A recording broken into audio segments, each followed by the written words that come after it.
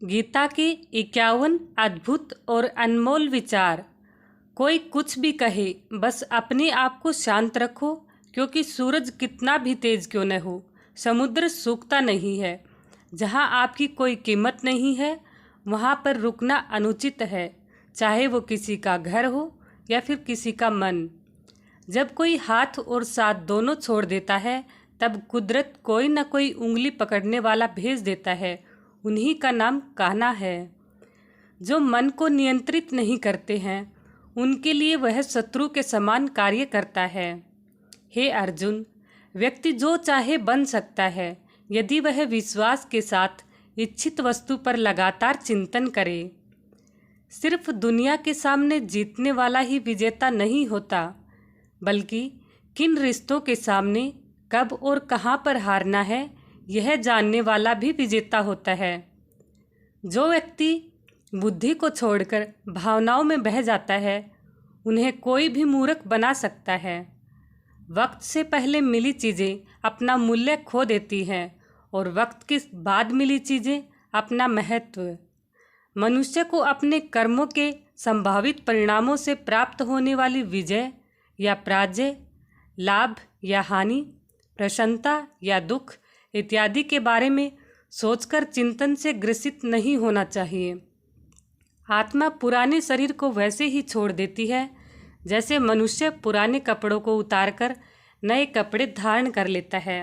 जैसे जल में तैरती नाव को तूफान उसे अपने लक्ष्य से दूर ले जाता है, ठीक वैसे ही इंद्रिय सुख मनुष्य को गलत रास्ते की ओर ले जाता है। आपका विश्वास एक पर्वत को भी खिसका सकता है, लेकिन आपके मन का संदेह दूसरा पर्वत खड़ा कर सकता है। हमारा खुद पर विश्वास होना बहुत ज़रूरी है, क्योंकि हम अपने रास्ते पर खुद ही चलते हैं। वक्त कभी भी एक जैसा नहीं रहता। उन्हें रोना भी पड़ता है जो बेवजह दूसरों को रुलाते हैं। अपनी इच्छा शक्ति के माध्यम से अपने आप को नई आकृति प्रदान करें। कभी भी स्वयं को अपनी आत्म इच्छा से अपमानित न करें। इच्छा एकमात्र स्वयं का मित्र होता है और इच्छा ही एकमात्र स्वयं का शत्रु। अपनी पीड़ा के लिए संसार को दोष मत दीजिए। अपने मन को समझाओ। तुम्हारे मन का परिवर्तन ही तुम्हारे दुखों का अंत है। खुद को कमज़ोर कभी भी नहीं समझना चाहिए। अगर आप गिरते हो तो उठने का प्रयास करो, लड़ो, पूरी निष्ठा से अपना कर्तव्य कर्म निभाओ। हो सकता है हर दिन अच्छा न हो, लेकिन हर दिन में कुछ अच्छा ज़रूर होता है। धैर्य रखिए। कभी कभी आपको जीवन में सबसे अच्छा पाने के लिए सबसे बुरे दौर से भी गुजरना पड़ सकता है। रोना बंद करो और अपनी तकलीफ़ों से खुद लड़ना सीखो, क्योंकि साथ देने वाले भी शमशान से आगे नहीं जाते। समय जब न्याय करता है, तब गवाहों की आवश्यकता नहीं पड़ती। एक उपहार तभी असली और पवित्र है जब वह हृदय से किसी सही व्यक्ति को सही समय और सही जगह पर दिया जाए, और जब गिफ्ट देने वाला व्यक्ति के दिल में उस गिफ्ट के बदले कुछ पाने की उम्मीद न रखता हो। सुंदरता आपके दृष्टिकोण में होती है। किसी को कीचड़ में खिला कमल भी लुभाता है और किसी को चांद में भी दाग नजर आता है। हे अर्जुन, जो कोई जिस किसी भी देवता की पूजा करे, विश्वास के साथ करने की इच्छा रखता है, तब मैं उसका विश्वास उसी देवता में दृढ़ कर देता हूँ। उदय किसी का भी अचानक से नहीं होता। सूर्य भी धीरे धीरे निकलता है और धीरे धीरे ऊपर उठता है। धैर्य और तपस्या जिसमें है, वही संसार को प्रकाशित कर सकता है। हे अर्जुन, स्वर्ग प्राप्त करने और वहाँ कई वर्षों तक वास करने के पश्चात एक असफल योगी का पुनः एक पवित्र और समृद्ध कुटुंब में जन्म होता है। हे अर्जुन, जो व्यक्ति अपने समान सर्वत्र सम देखता है, चाहे वह दुख हो या सुख हो, वह परम योगी माना जाता है। प्रेम हो या प्रार्थना, ये तो मामूल नहीं, पर जो आपसे है, किसी और से नहीं। अहंकार और संस्कार में फर्क है। अहंकार दूसरों को झुकाकर खुश होता है और संस्कार स्वयं झुककर सेवा सबकी करो, मगर आशा किसी से मत करो, क्योंकि सेवा का सही मूल्य ईश्वर ही दे सकते हैं। जब सत्य की असत्य से लड़ाई होगी तो सत्य अकेला खड़ा होगा और असत्य की फौज लंबी होगी, क्योंकि असत्य के पीछे मूर्खों का झुंड होगा। अकेले रहना तुम्हें यह भी सिखाता है कि वास्तव में तुम्हारे पास स्वयं के अलावा और कुछ भी नहीं है।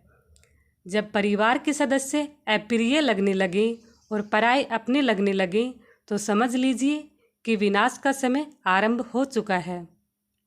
क्रोध आने पर चिल्लाने के लिए ताकत नहीं चाहिए, मगर क्रोध आने पर चुप रहने के लिए खूब ताकत की ज़रूरत होती है। जो आपका है वो आपको मिलकर ही रहेगा, फिर चाहे उसे छीनने के लिए पूरी कायनात एक हो जाए। दो प्रकार के व्यक्ति इस संसार में स्वर्ग से भी ऊपर स्थित होते हैं।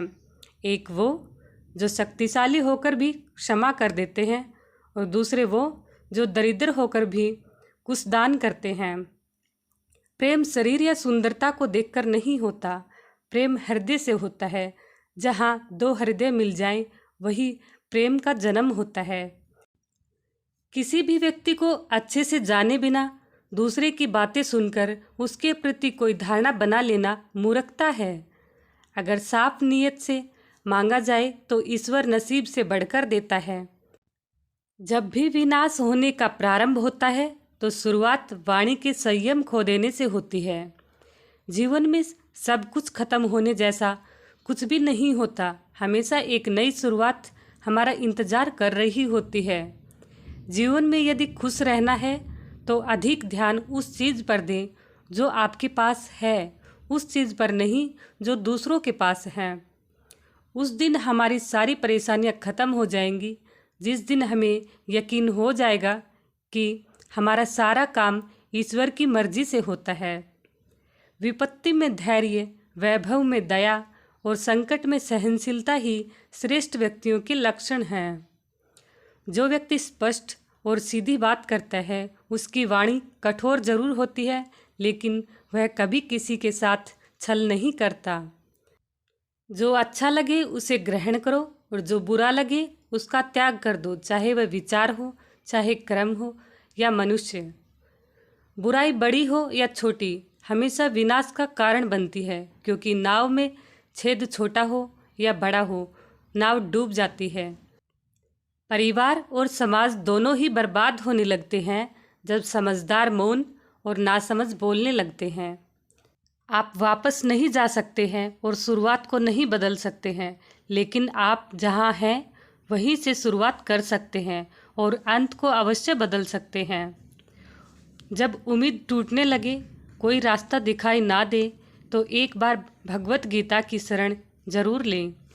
दोस्तों, वीडियो कैसी लगी कमेंट बॉक्स में ज़रूर बताएं, और वीडियो अच्छी लगी है तो प्लीज़ एक लाइक और सब्सक्राइब ज़रूर करें। आपका लाइक और सब्सक्राइब मुझे बहुत मोटिवेट करता है। धन्यवाद। आपका दिन शुभ हो। राधे राधे। जय श्री कृष्णा दोस्तों।